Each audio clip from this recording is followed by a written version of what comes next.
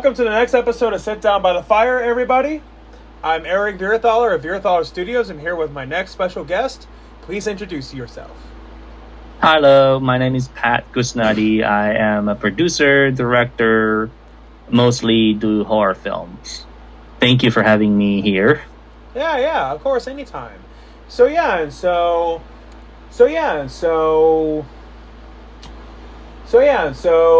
what makes horror your, I guess what makes that like your go-to genre? I guess horror has been fascinating me. I don't know, when I was a kid, I always picked like villains instead of heroes. Even my mom said, like, why do you always like scary stuff, like scary things, like always pick the villain instead of the heroes. So I guess it's from I was a kid, I always picked that and love and fascinated with monsters, especially like creature features. And I fell in love in horror movie after the first time seeing the first ever horror movie I ever watched was Child's Play 2.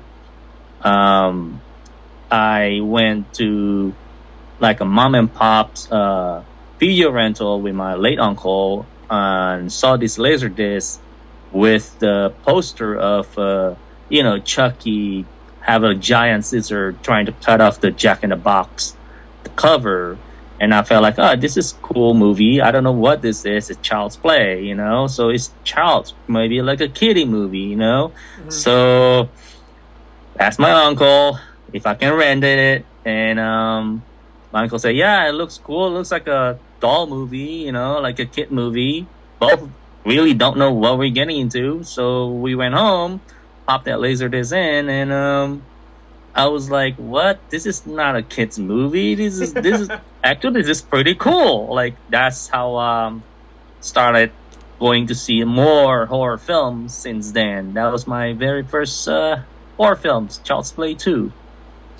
Yeah, and it's just crazy to imagine like that movie's over 30 years old now. And I mean, heck, like, even though that movie came out just a few years before I was born, but I guess, I guess at my age, like, just shows just how old the movie is now. And so, yeah, time went by so fast. Like, it's not even funny. Yeah, we're in the definitely. middle 2024.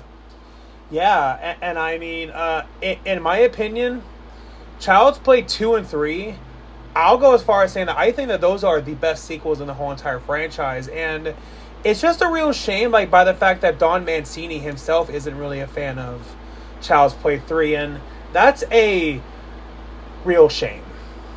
That's pretty funny because Child's Play 3 is my favorite in the series. Oh, awesome. I don't know why, but that's my favorite one. Although the second one was the very first horror movie I ever seen, but the third one just became my favorite over and over. Yeah, and so then therefore, because Child's Play 2 was the first one you ever saw, therefore it has a much more special place in your heart. Yeah, true that. And I guess probably because I like Child's Play 3 back then until today, like, still my favorite because I can't remember her name, but the girl that playing Sylvia in the movie, I know she's still making indie films nowadays. I just can't remember her name, the actress name, but I was in love with her back in the day. But I think she's pretty cute. Oh yeah, definitely. And Child's Play 2 and 3, I'll go as far as saying that those have some of the best moments in the entire franchise. Like how in Child's Play 2, how like he got his hand cut off, and then how like he pierced his own arm, like through that blade, and then afterward he then said, "I hate kids." Yeah, that's and I think Sam Raimi maybe got that from Child's Play 2 for Army of Darkness, or maybe maybe Child's Play 2 got it from Evil Dead 2. Yeah, it's possible. I mean, it definitely would make sense I mean, it definitely would make sense to me. And I mean, heck, even in Child's Play 3, like, when that one guy who would cut people's hair and he said, Pesto, you're bald. And then afterwards, how that Chucky slit his throat and then he's like, Pesto, you're dead. Yeah. I can't remember his name. Damn, I'm used to be good with names, and I go to horror trivia. I met the guy too. I can't remember his name. He's in the Hellraiser, 1987. Yeah, and as surprising as it is with how big of a horror movie fan I am, it's not that I have. It's not anything. I'm sorry, oh, Andrew Robinson. Sorry. I got it now. All right, cool. Well, anyway, yeah, as surprising as it is for me to say this, I've actually never seen any of the Hellraiser movies, and I guess I just never got around to it. But yeah, it's just really shocking, like, by the fact that I haven't ever seen them. So, oh man, you have to watch Hellraiser. At least up to like 4. I mean, the rest would be like straight to DVDs, and partially like most of them actually not even like for Hellraiser, just like random script that Weinstein wanna, hey, I'll make it as a Hellraiser. So it doesn't really have the vibes to it, but at least watch the first 4. I know the 4th one was the worst one because the director changed his name to Alan Smithy, and I guess they were not happy about how they turned out. But again, 4th one became my favorite. It's like it's so cool because you get to see how the box was made. It's like a prequel, present, and the future. So it's like 3 storylines on the Bloodline Part 4. Nice. And yeah, and the thing with like that fake director name, Alan Smithy, yeah. I've noticed that you don't really see that like in a whole lot of movies anymore. So I am guessing that nobody uses that anymore. Yeah, they still do. Okay. Never mind then. Yeah. I saw like a couple independent films. They're not happy, and they just put Alan Smithy. They changed their name. But I think people still use the Alan Smithy, the alias Alan Smithy. Like the Birds 2. The sequel to Hitchcock the Birds. It was Rick Rosenthal, and he was not happy. I actually got the Vinegar Syndrome Blu-ray on that, and I watched behind the scenes, and they actually went over why Rick changed his name to Alan Smithy and was not very happy with that movie, which pretty cool documentary to watch. It's hilarious. Oh yeah, definitely. And I mean, people can say that The Birds 2 is bad, and I can see why, because it's not as good as the original. But no, if you want far. Yeah, but if you want a bad bird horror movie, go watch Birdemic, because The Birds 2 makes Birdemic look like a masterpiece. I actually own the trilogy. The trilogy of Birdemic. Birdemic. Yes, I do. I do own Birdemic trilogy. From Severin Blu-rays. It's very interesting. I can't really say anything. I don't know why you're making a film. I think Birdemic is it's a lesson for those filmmakers when they make films on what not to do. So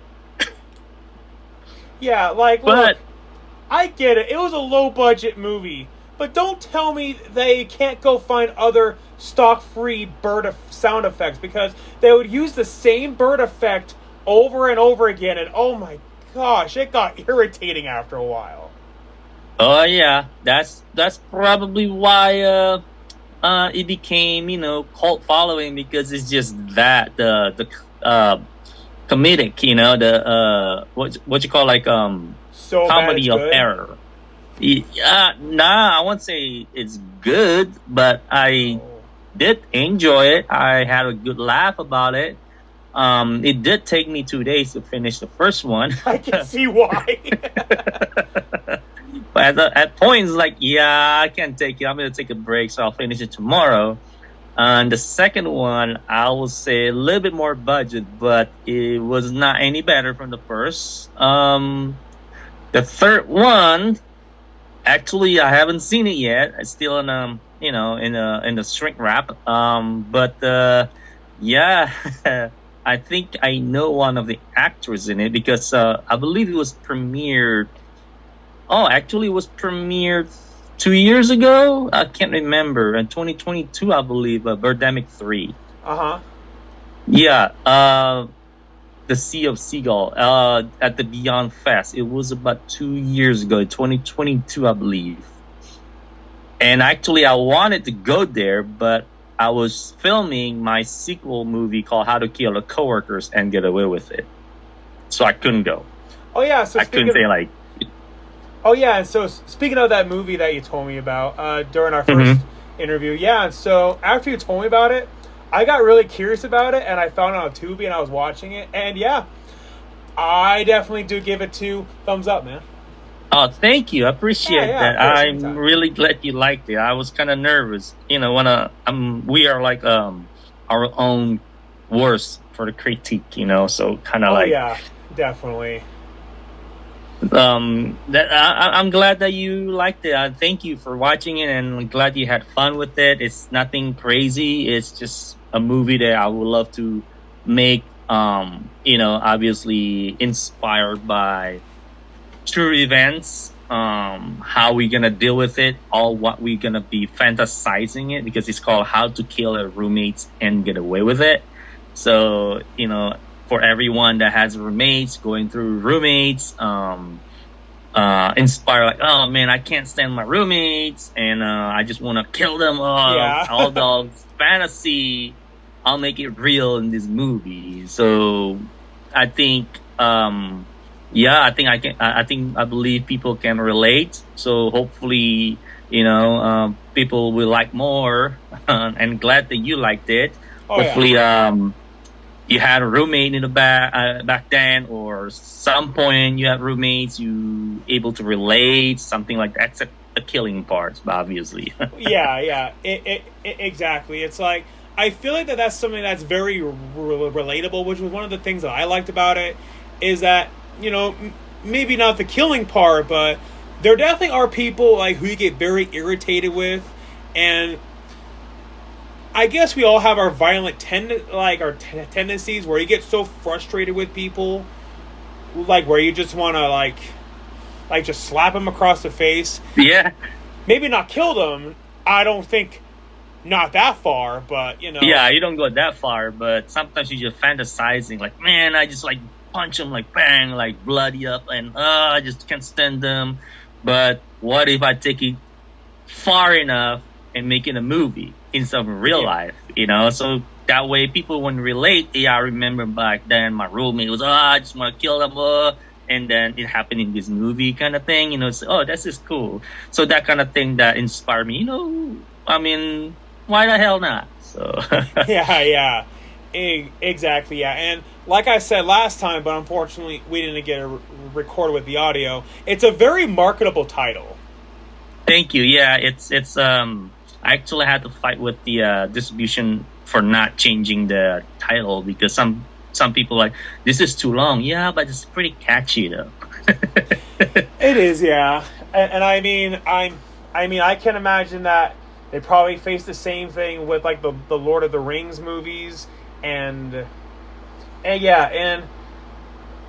there's also that one parody movie. It's called I Knocked Up Sarah Marshall, and I felt super bad about it. It was like some really long title like that, so I can imagine that they probably had to deal with that too.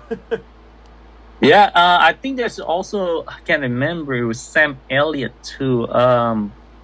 I killed the Bigfoot and kicked Kusnadi's ass, something like, I can't remember. I have it on Blu-ray somewhere, but it was a long title too. It was about Bigfoot and Nazis. Sam Elliott is in it. Huh, interesting. That's a movie that I've never heard of, and I'm surprised that I haven't, considering that it has Sam Elliot. Yeah, I can't remember. I'm pretty sure later on will come across to me.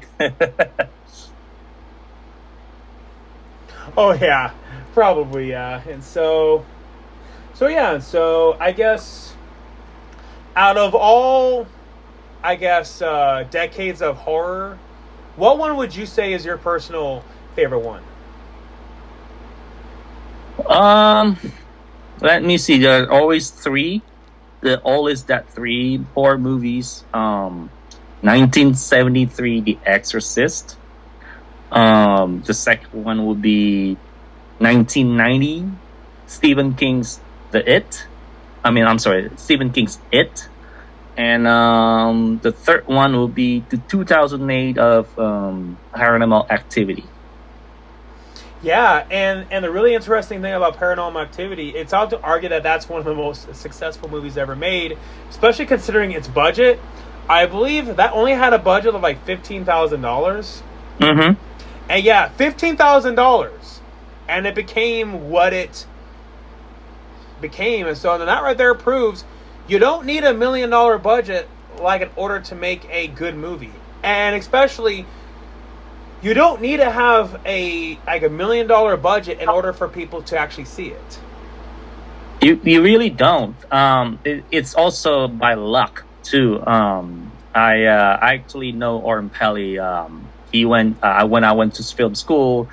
He came to our film school to be a guest speaker, and after that, me and him we have a chat. He told everything about how that movie was made, 15 grand, and he obviously passed it around to DreamWorks, and Steven Spielberg saw it, and he got really scared and creeped out and wanted to pick up the movie, but at the time Spielberg was like, well, we're gonna have to remake it with a well-known actor. And obviously Oren like, no, we can't do that. We don't want to do any remakes because that's the point. Like, you don't know anyone in the movie. It feels real instead of having real actors. Like, going in and remake the movie, people recognize the face. This one, you really never, like the Blair Witch Project, no one knows they are actual actors. But, because like they're nobody, they're actor, but they're nobody. That's what makes it scary because it feels like real people happen in real life. So, Oren Pelly pull out from that from Spielberg, and Spielberg said like, if you don't want to make a remake, then it's just gonna go straight to DVDs. And Oren like, no, I want to be in the theater. And then he took it to Paramount. Paramount said like, okay, we'll give it a try. Like a couple nights, and it came out really like successful, and everybody loved it. And Paramount said like, well, there's a thing. If you give us like $300,000, we could release this movie in nationwide, at least like limited run, and we can try that out first. And Oren Pelly's he's pretty much came from wealthy. He works for I think a computer engineer or something like that. He's already wealthy as it is. So he put down that money, and Paramount pulled it out in the theaters, and the rest is history. Yeah, and I mean, what's really impressive is that Paranormal Activity had to compete with Saw 6, and considering that Saw is a really, really, really big name horror movie franchise, and I mean, to be fair, general audiences were getting burnt out on Saw at that time, considering that there was a new Saw movie every year. And then I had to compete with Paranormal Activity, and considering that Paranormal Activity was such a big hit, that's why that the following Saw movie was the final Saw movie for quite a while, for 7 years, and so that right there shows just the power that Paranormal Activity had. That movie came out when I was a sophomore in high school, and everybody at school was talking about it. Which one, Paranormal Activity or Yeah. Saw? Oh, okay. Yeah, I mean, again, the first one is the best. Oh yeah. The second one, third one, fourth one, fifth one, I don't know. I mean, I've seen them all, even including Next of Kin, but it's just that I think the first one is the best. It's scarier because we don't know what's going on. Second one, third, and the rest we know what's going. It happened before, and it became more studio, like more like a big budget movie now instead of just a normal low budget film instead of like a big budget. Like I think second one was like what, $5 million to make that. Sure, in Hollywood it's low budget. For us, 5 million, we can make at least like God knows like 10 movies, at least half a million each. Yep. You know. Definitely, yeah, and so the budget definitely went way up.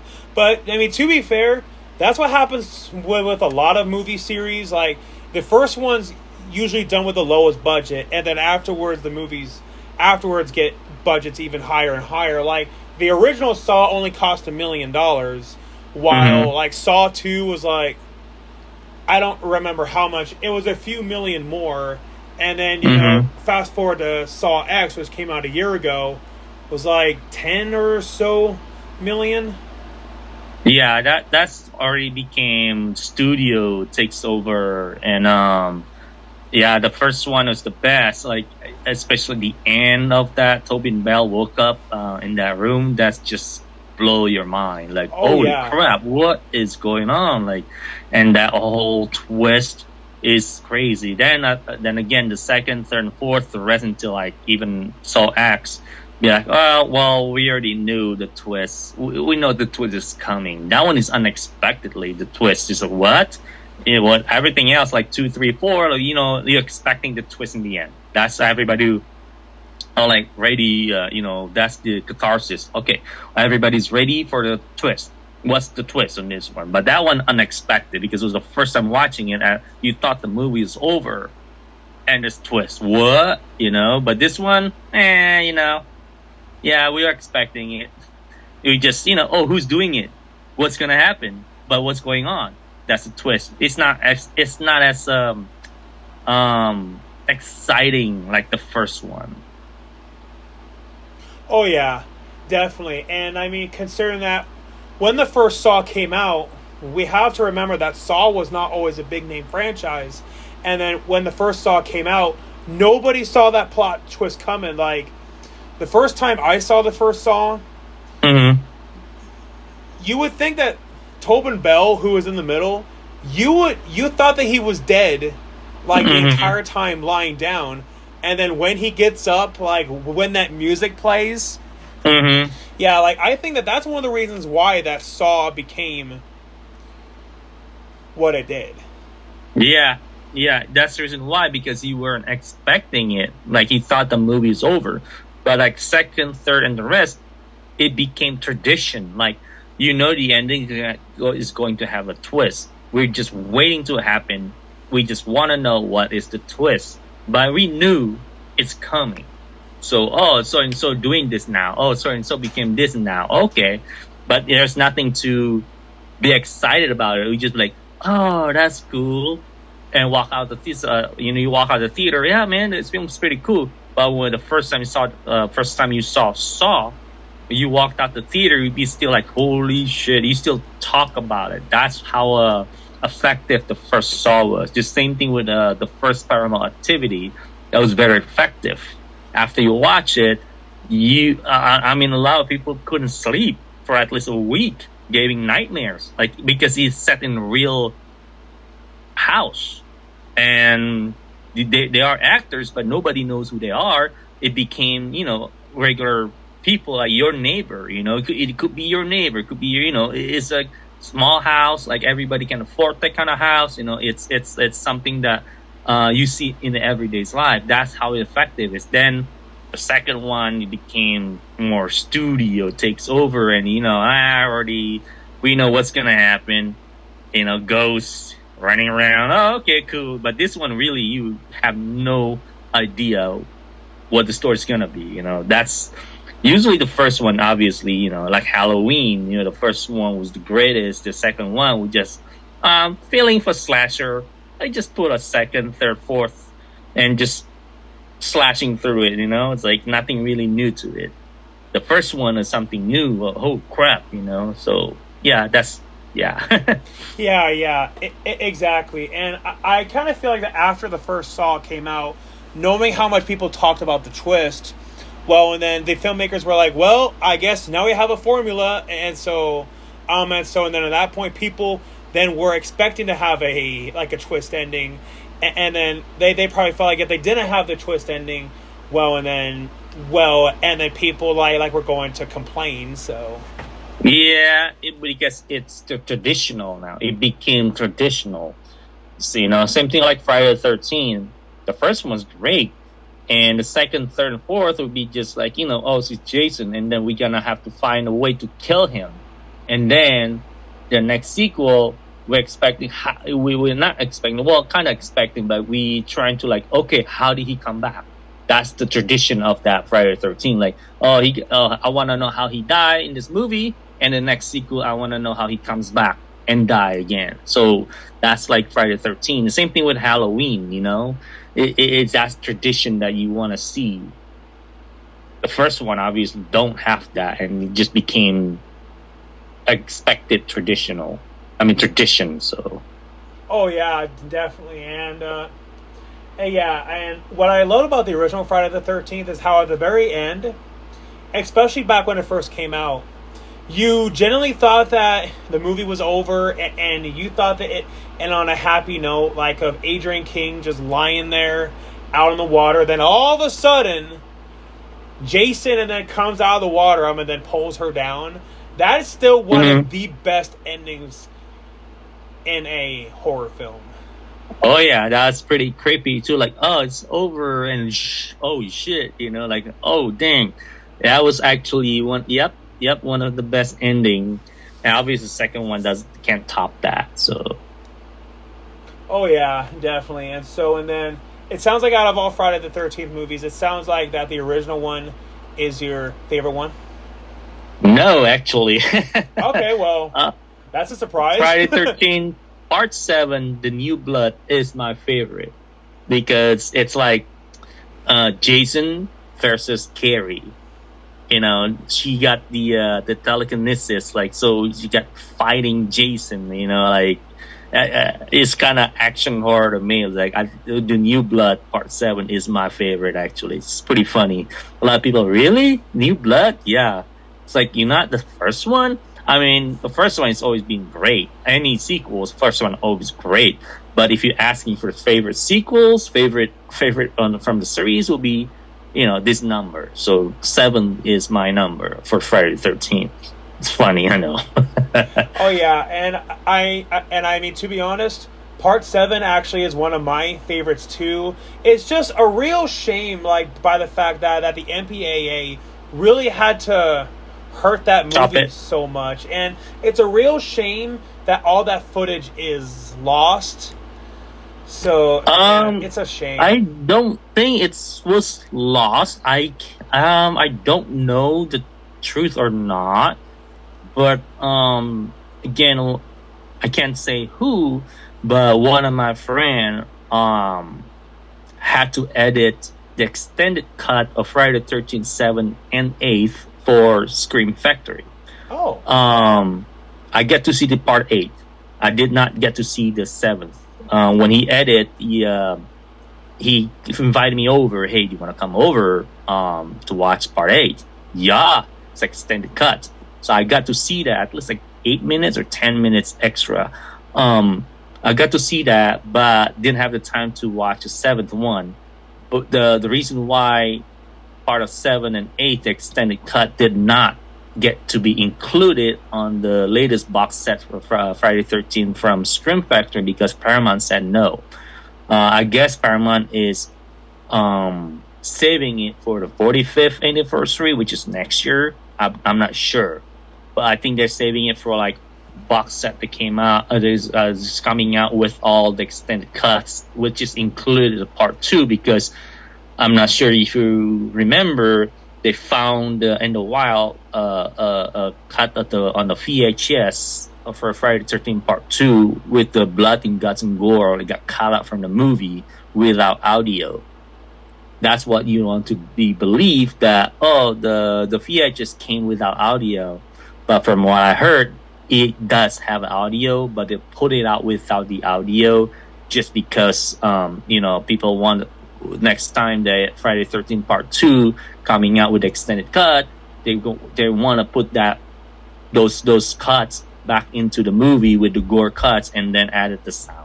Or can be saying, oh, we found the sound, or whatever excuse they cannot find, Right. But I did see Part 8, and I'm not lying, I swear. About 8 to 10 minutes more. And even though actually before John, I can't pronounce his last name, Butcher. Yeah, the one you're talking about is John Carl Butcher. Buchler. I can't pronounce his name out. When I met him, I was like, apologies, I can't pronounce your last name. But then he pronounced my last name right there. I was like, what? Yeah, you can't even pronounce my last name, but I can pronounce your last name when I met him one time with Kane Hodder, actually. It was funny. But he did tell me, too, about there was extended cut. It's just that we're not allowed to show whatever it is. Like there is somewhere in the wild that the extended cut, it's just that not the time to show whatever. So I think hopefully next year, celebrating the 45th anniversary, that we're able to maybe finally Paramount put out the box set with all the extended cuts, actually. So, and then actually it's funny because speaking of Friday 13th, 45th anniversary, I am actually running with my partner with Crystal Lake Nightmare, second week of August 2025 for 45th anniversary convention. Nice. So it's like Halloween, like Halloween 45th anniversary. Now this is gonna be Friday 13th, 45th anniversary in Burbank, California. So it's called Crystal Lake Nightmare. Check it out. We have Facebook. Just type in Crystal Lake Nightmares and you'll see all the info on Facebook, Instagram. It'll be great. I'm gonna be one of the programmers.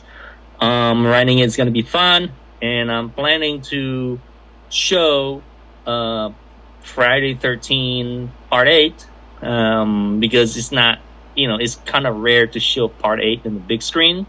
So I kind of want to, Jason Takes Manhattan. That's just a plan until I get the rights from Paramount, if you can show it and all that stuff. I did talk to actually Kevin Bacon briefly. I was at the Maxine premiere, met him for briefly, and it's like, hey, I'm running this Friday 13 convention 45th anniversary next year. Would you be interested to come in for Q&A for the first one? We're gonna show the first one, of course, because Sean Cunningham already giving us the blessing and all that stuff. So he's gonna be our guest of honor. And Kevin's like, yeah, man, I'm interested. Talk to my manager.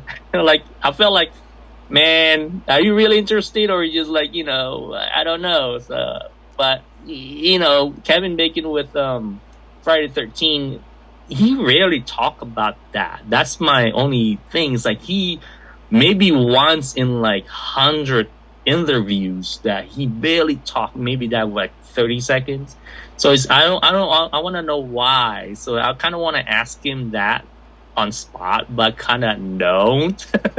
I don't want to slapping him, So, but he's like, yeah, talk to my agent, my manager, man. We'll see what's up. Okay, feels like he's cool, but whatever. I don't know, So hopefully we can get in for Q&A next year. So that's Oh yeah, definitely. And I mean, if you could get Kevin Bacon for that, then that would be great. Oh yeah, even just Q&A. I don't know the minimum guarantee for coming in to sign, but we just love to have him to have a Q&A, because again, Kevin Bacon doesn't really talk about Friday 13, but this can be everyone's treat. Go ahead and record it, post it on YouTube, whatever you want.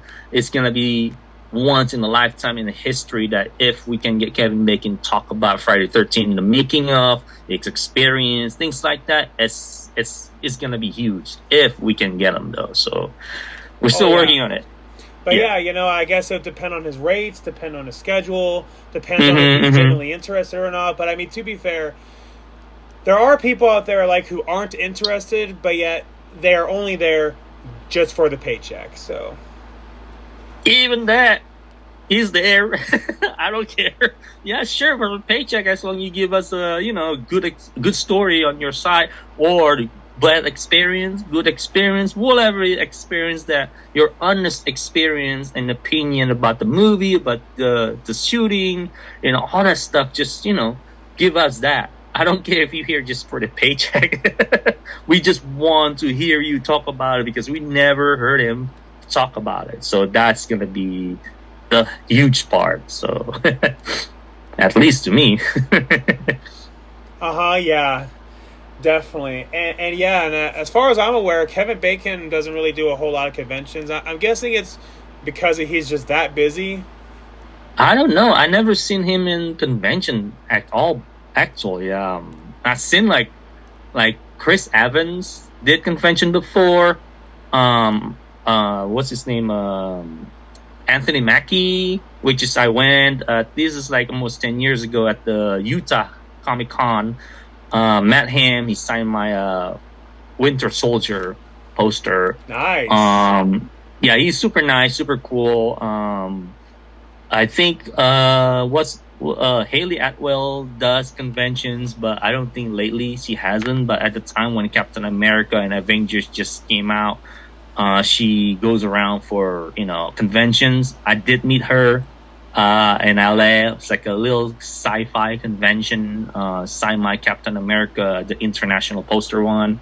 Super nice gal. Like Giancarlo Esposito does convention too, but I don't know about Kevin Bacon. I don't remember. I never recall that he did any convention. So if anything, this is gonna be his first appearance.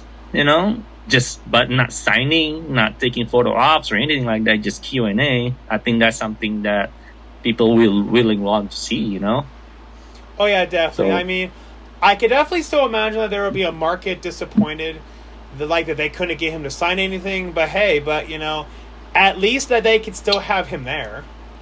Yeah, that's what I'm saying.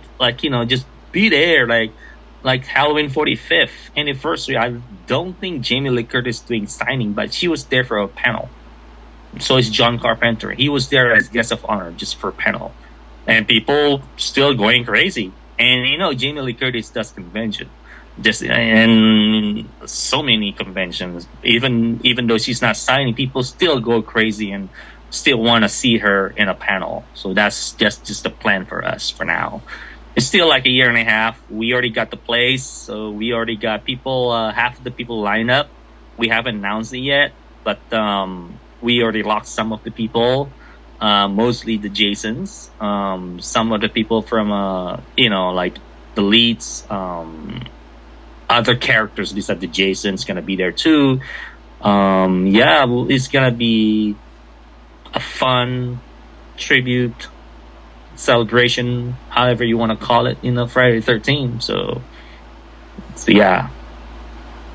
Oh yeah, definitely. I mean, considering that Friday the 13th is one of the most popular horror franchises out there, I mean, a lot of times, like when people instantly bring up even the term horror movies, it's usually the hockey mask that comes to people's minds. Yeah. And so yeah, it's like Bloody Camp Murder, that movie, like two movies, right? Bloody Camp Murder, or Sleepaway. I think Sleepaway Camp 2. The poster has a girl having a backpack, and then there's like a hockey mask coming out from the backpack. I think it was Sleepaway Camp 2.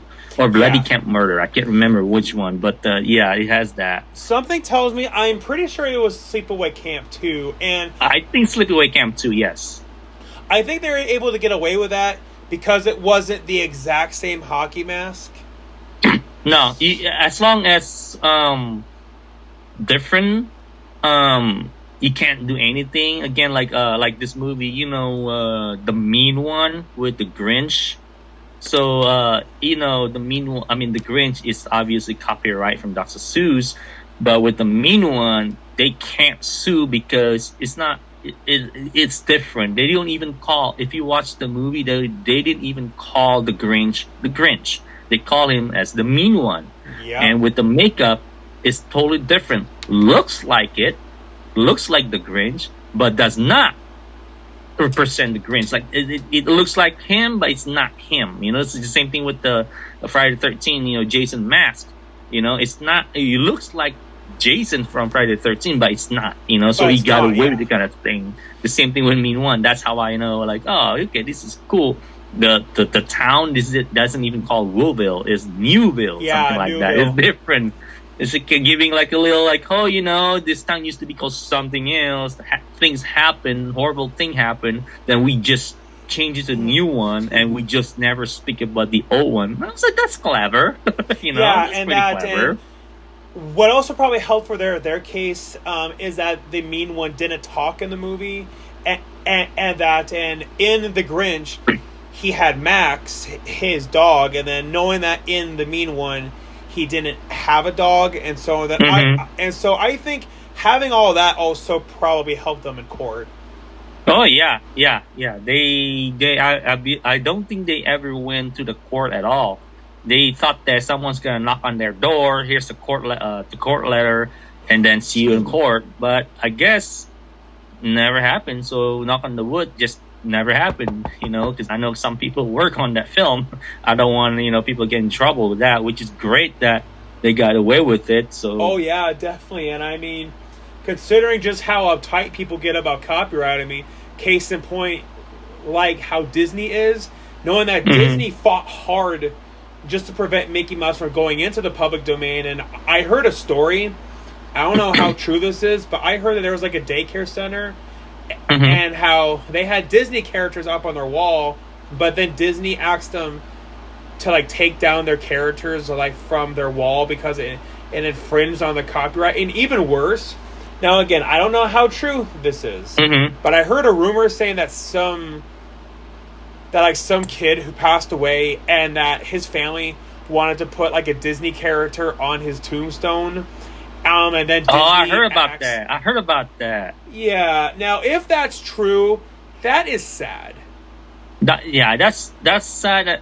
Sad and stupid, because even though like daycare center, that's attract kids. Yes, sir, I get it that kids love the Disney and attract people to come in, spend money on the place, because it's daycare. But at the same time, what else can you put on the wall? Like when the kids, love Winnie the Pooh, Mickey Mouse, things like that. It's just decoration. Yes, decoration part of the business building that you're using to make money, but that's sad. That's stupid. And sometimes, like, I think I remember hearing about this too. You can't even have posts like stickers on your car, things like that. It becomes like a free advertisement. Yeah, you can't like. Yeah, it's not just Disney. Like you driving like Ghostbusters car or the Jurassic Park Jeep. They have the JP logo, the dinosaur logo, and all that stuff. You can't drive around the town because that's a free advertisement. I'm like, what? It's just a fan loves the movie so much and want to convert his own vehicle to become that vehicle. Like, it's fine. Why these people like you're already making $1 million, like, why do you care about us fan doing that kind of things? But that's why I heard he can't really drive. It becomes commercial car. Like, it's ridiculous. Yeah, and right, and that, and also what's absurd about it is that people posting about it on social media, they're not intending on profiting off of it, and second off, it's also making people more aware of their brand. It's helping to spread their brand, which should be a good thing for marketing. It's because the more people who know about it, the more people who will buy your stuff.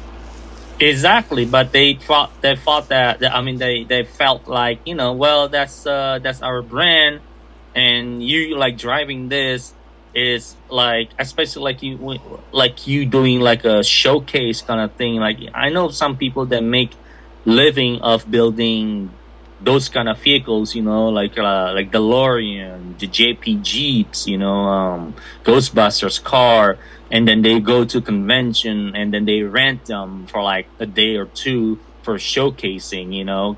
Yes, I get it, you make money out of that, but I mean, I won't say no. I don't even know what to say. Like I think to me it's fine, just because that's like you said, it's also promoting their brand. Sure, you're making money. Yeah, I get it. You're making money out of it, but then it's also like advertising their brand, and you already make $1 million out of that too. So I kind of see it, but kind of like still like, come on, man, we're just fans. We just wanna go in and see this displays. Like that's how we make.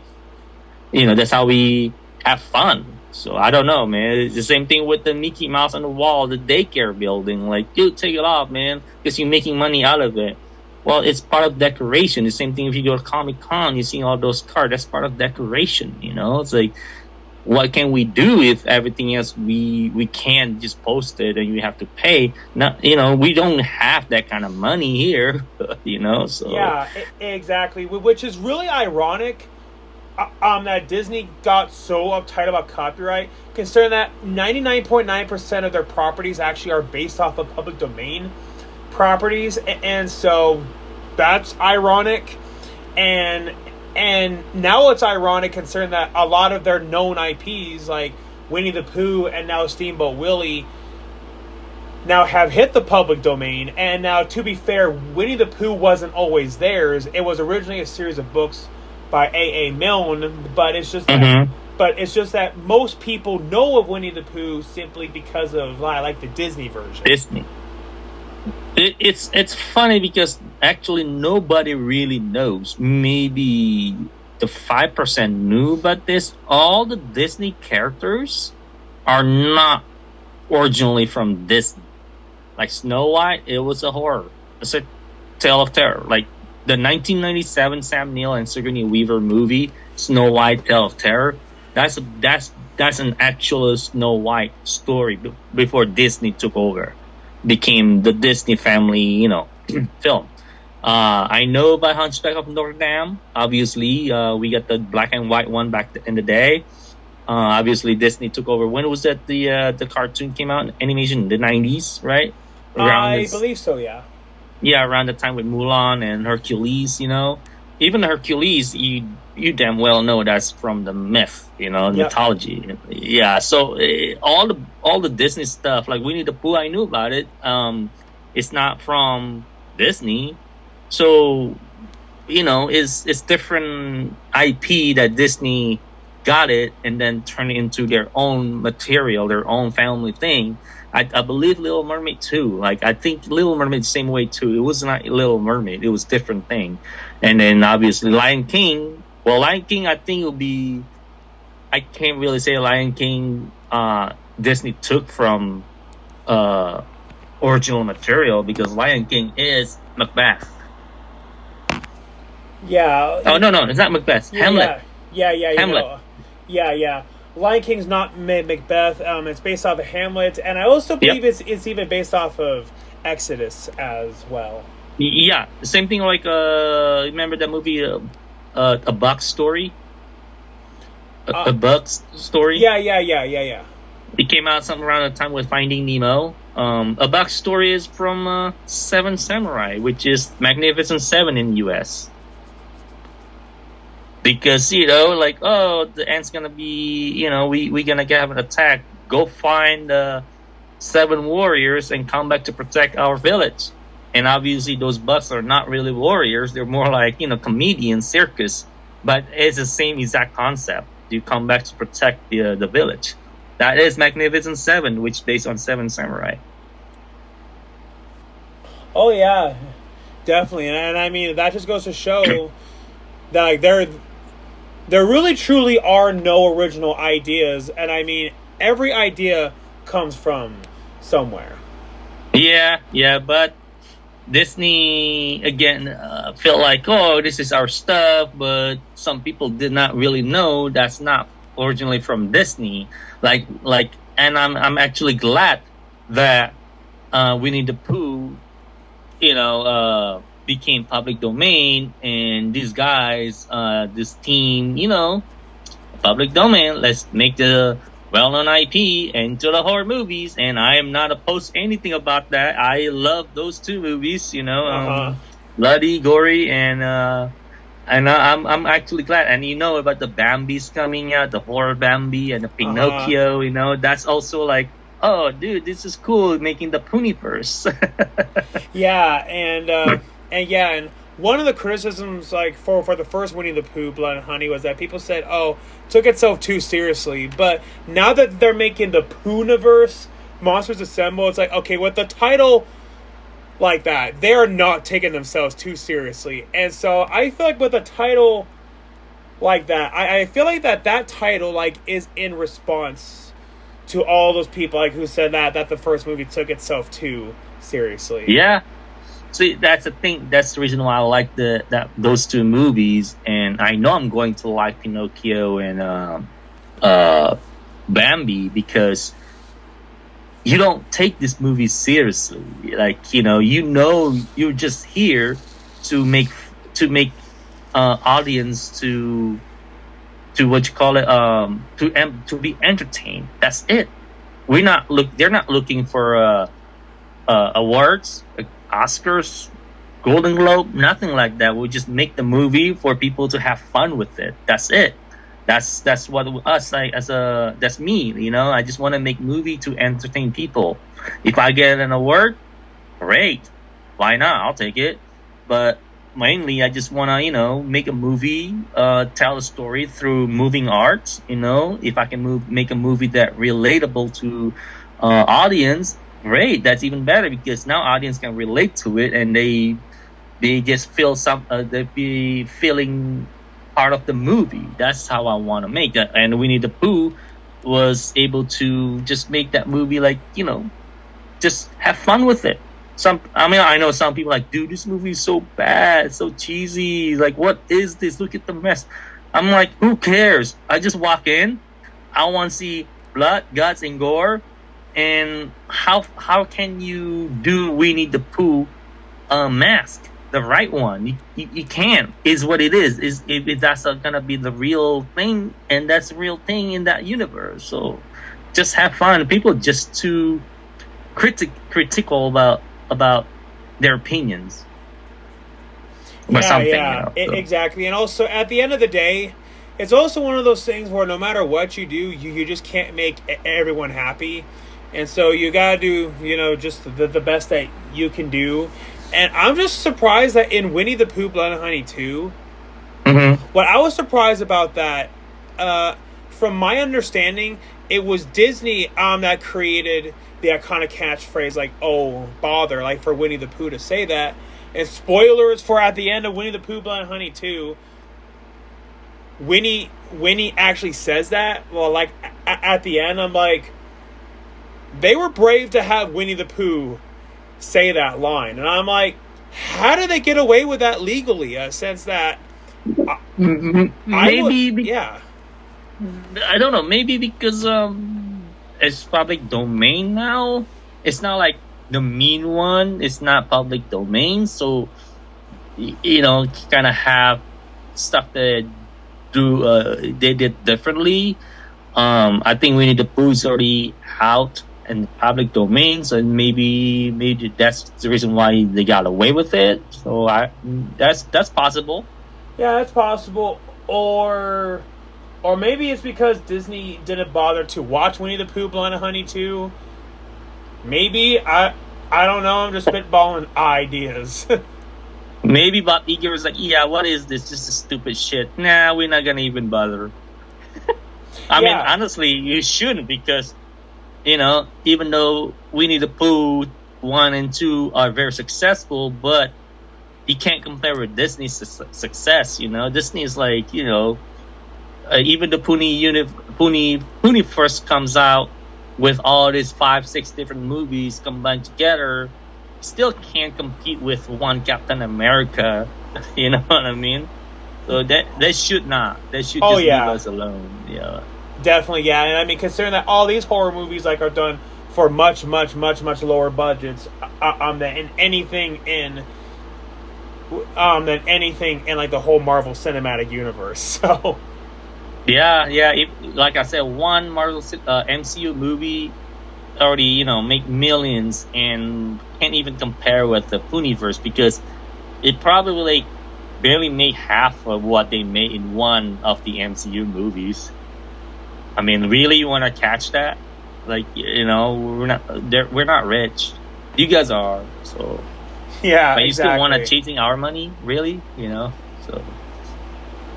Yeah, exactly, and that's one of the reasons why that a lot of indie filmmakers will say, yeah, I mean, like a great genre, like for independent filmmakers to get into, like is the horror genre. Considering that a lot of horror movies don't need the big names, it's more concept driven. They're usually done on lower budgets, and with the lower budgets, they usually have like the higher profits, and there definitely is a market for horror movies. I mean, case in point, Mm-hmm. all of these horror movie conventions all throughout the entire world. So Yeah, yeah, that's horror has a base, like a horror, like a fan base. Like everybody loves horror. Honestly, it's not even. It doesn't even have to have a well-known IP or even a name talent in the movie. We just like so, scrolling down on Tubi TV or Netflix or whatever, and you see like this anonymous horror movie. Like who's in this movie? Who's in the movie? Like nobody knows. You still gonna watch it. I know I do. I'm like, I don't know. The summer is pretty cool. I'm just gonna watch it and surprise me. Oh, it sucks. Oh, it's good. You get what you get, but either way, because horror has so much a fan base, they don't care who's in it. But yes, distribution or studio usually want like well-known actors to sell the movie, obviously, makes sense. and sometimes us too, as an indie filmmakers too. Yeah, we gotta get so and so because so and so, gonna sell the movie, even though not as big, but it has a name and distribution want to pick up. But in reality, you don't really need it, just because people still gonna watch it. But then it's harder for distribution. Like, there's nobody in the movie that we know. Like, I don't know how to sell it. Like, if that was me, like, dude, horror sells, man. You don't need name talent in the movie. People just scrolling down and browsing on whatever streaming platform they're watching, and they're gonna watch it regardless because they love horror. They just love to be scared and have fun Yeah. with it. Oh yeah, So, definitely. And I mean, even going back to what we were talking about, Paranormal Activity, that didn't have any big names involved. nope. And Oren Peli, remember, Oren Peli did not want the remake either because Spielberg was offering, well, if you don't want a remake, then this is gonna be going straight to DVD. If you're willing to do the remake, then it's gonna go to the theater. And Oren Peli said, no DVD and no remake, so I'm taking you somewhere else because it's defeat the purpose if you find well-known actors to play that, remaking that movie with the same exact plot, even though you do it with the same shot by shot one, like how they did with Psycho 98. And it's like, it's defeat the purpose because now we know, say, for example, Johnny Depp played the husband and I don't know, Jennifer Lawrence played the wife in Paranormal Activity, the remake. Then it defeat the purpose. We know this is a movie. Well, that's Johnny Depp. Well, that's Jennifer Lawrence. That's it defeated because we know it's because if we don't have those kind of people and they don't have the name, then again, we don't know who they are. It could be your neighbor, it could be your friends, it could be anybody in the world that experienced the same thing, and it could be real because it's just that camera set up a handy cam, just like when we shot TikTok videos, or we shot like YouTube videos. That's how it feels like. The Blair Witch Project was a success because those three actors were actors, but they're not well known. They're just like aspiring actors, and and yeah, that's why like you don't really need name talents. I know I'm a producer. I produce a lot of movies, but I'm not trying to contradict myself saying this. When I'm producing a movie, I'll be like, well, who's the name talent? Because, well, that's what distribution wants. But if distribution don't care, I will not. Hey, we don't need name talent. We can save money to get more actors, more whatever it is. Like we don't need name talent if distribution does not require that. Most distribution want it that way. Yeah, which, and I mean, I totally do get why they want to have a big name actor involved, just so in that way that it will be worth their money, and so that they don't want to have their money or their business go out. So I totally do get it. But yeah, and I mean, going back to what we said, I mean, you don't need a big name actor involved. Like Paranormal Activity we talked about, and even Winnie the Pooh, Blood and Honey. I mean, granted, yeah, that more so sold because it was a big name IP, but there were still no name actors involved. None. Nope, not at all. All they do just what they're selling is blood, guts, and gore. That's that. That's that. Like everything else, not unnecessary. Oh yeah. So yeah. Definitely. And I mean, heck, and I mean, oftentimes when you do stuff like that, it actually can give these actors like their big break. And I mean, all these big name actors, they weren't always big names. No, not yet. I mean, yeah, they as a starting point. I mean, and mostly like most of them actually start with like horror movies. Actually, it's pretty funny. Johnny Depp, Nightmare on Elm Street. Even Tom Hanks, his first big break was a horror movie slasher called He Knows You're Alone. Nobody really knows about that movie. Yeah, and it's really surprising that not many people talk about it, especially that it had Tom Hanks in it. And yeah, and even Jennifer Aniston, one of her first movies before Leprechaun. she did Friends, it actually was the original Leprechaun movie. And Leprechaun, yeah. Yeah. And a lot. Yeah, and Leonardo DiCaprio, like he did like the third.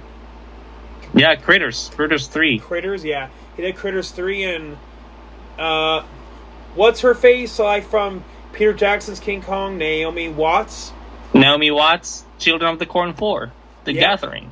Yeah. And Charlize Theron, even one of her first movies like was third a horror film too. Yeah, Children of the Corn 3, Urban Harvest, which is my favorite in the Children of the Corn series. I haven't seen that one. I've seen Children of the Corn 1 and 2. Mm-hmm. And I saw the 2009 remake, and from what I heard that they remade it yet again. So it did last year. I got to see it in the theater, the second remake, and I was not impressed. And it was directed by Kurt Whitmer, who did the what movie is that? Christian Bale, Equilibrium.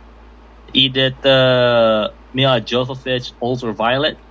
He did good movies, but he wrote and directed this. Actually, was supposed to be coming on 2020 because the pandemic they got postponed, and for a while it went silent. And like what happened with this movie, and suddenly there are no marketing, advertising, or anything like that. It came out, I believe, 2023, like closer.